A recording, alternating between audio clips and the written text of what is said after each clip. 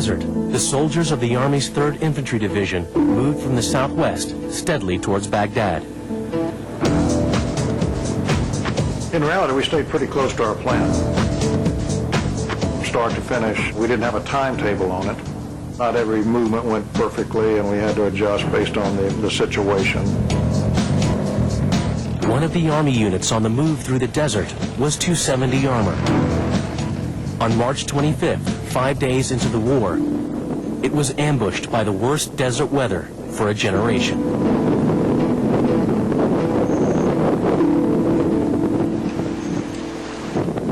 I looked off to the right and I saw this enormous wall coming at us, an orange wall. I looked over at my loader, made a real loud gasping noise. His eyes got real big, and I believe his words were, "Holy." I looked back in the direction behind me that he was looking at, and I saw a wall of sand, a wall of red sand moving across the desert. It must have been several hundred feet high.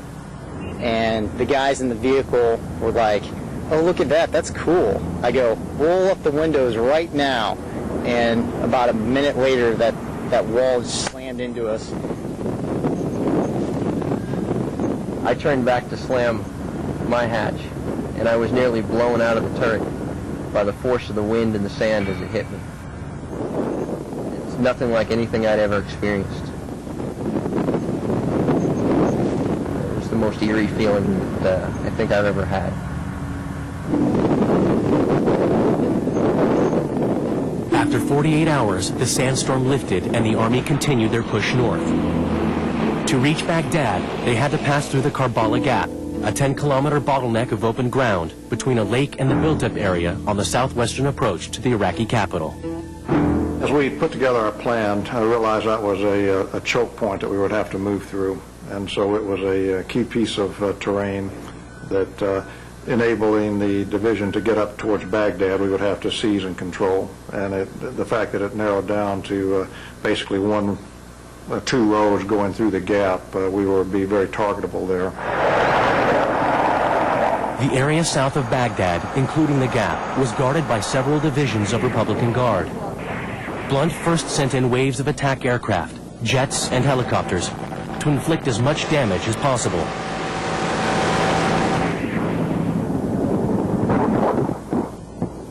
Then, to draw Iraqi reinforcements away from the Karballah Gap, he planned a feint, a diversion or bogus advance towards Hillah. We intended to try to keep them guessing as to where we were going to come towards Baghdad from. Was it going to be in the south or were we going to stay to the west? And so we continually made crossings across the Euphrates to partly demonstrate that we had that capability, that we might still come from the south. Another purpose was to try to identify his artillery, try to make it move or shoot, and then we could action against that. 270 Armor was tasked with carrying out the feint. On the way, they saw the result of overwhelming coalition air power. When we were driving around Kifl, that's where we saw the most dead bodies and carnage. We saw a lot of trucks, a lot of vehicles that were on a road or highway that had been destroyed on that road from the air, and we saw lots of death.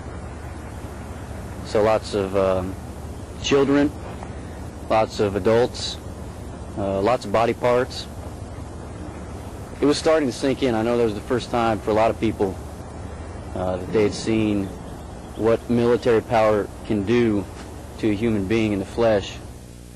Reinforced by light infantry from the 101st Airborne Division, 270 Armor prepared for what was expected to be a sideshow. The initial briefing I had received was that we were going to be a feint from the south up into Hillah, and that we would expect, minimal to no contact. And the direct words I was told was, it's going to be a walk in the park.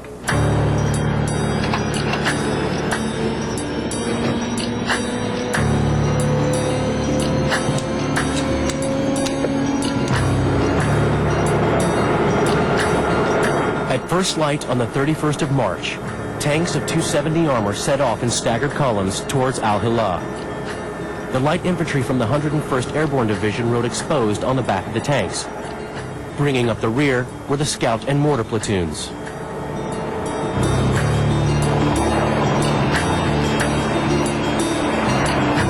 Flying ahead of the convoy, looking for Iraqi positions, were heavily armed Apache attack helicopters. But just as they reached the city's outskirts, they came under intense anti-aircraft fire.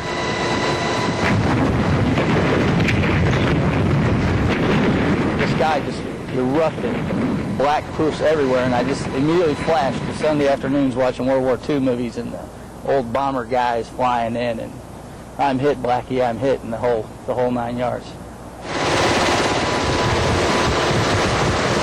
I looked out my left window, and I saw a Fedayeen guy standing in a courtyard of a building, and he had a smoking RPG round, or launcher, and at that point we got hit with the RPG, and our wingman came over the radio, RPG, RPG.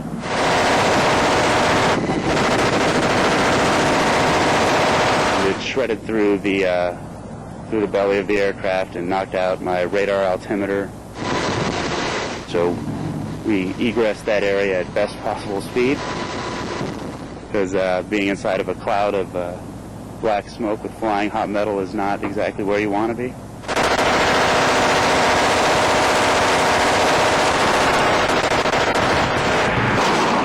As soon as the Apaches were hit, the armored column came under fire. The tanks had effectively been ambushed by a large Iraqi force. I started noticing guys running around with AKs and RPGs on their back. And at first, I was in disbelief. I was like, this can't be happening. So then it just started.